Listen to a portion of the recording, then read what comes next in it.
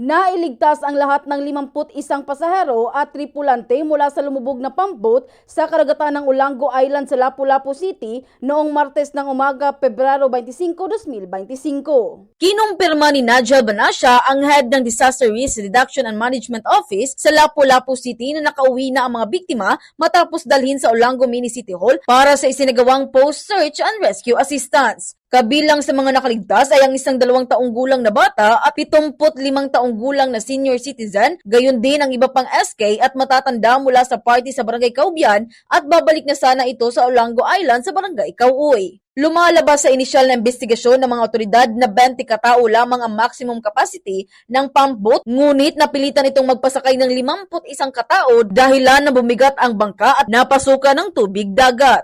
Dahil din sa malakas na hangin at alon ng karagatan, inagos ang mga tao sa gitna ng karagatan na isa sa mga nagpahirap sa mga rescuers sa Lapu-Lapu, Philippine Coast Guard at mga lifeguard.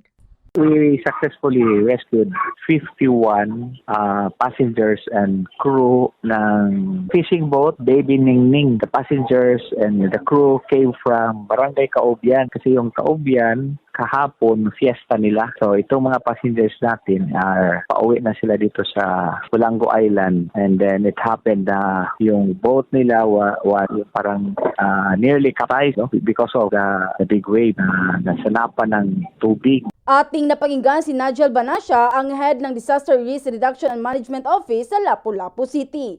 Mula rito sa lungsod Loigan ng Cebu, Bombo John Kanyati para sa number 1 and most trusted radio network in the country, Bombo Radio Philippines. Basta Radio, Bombo!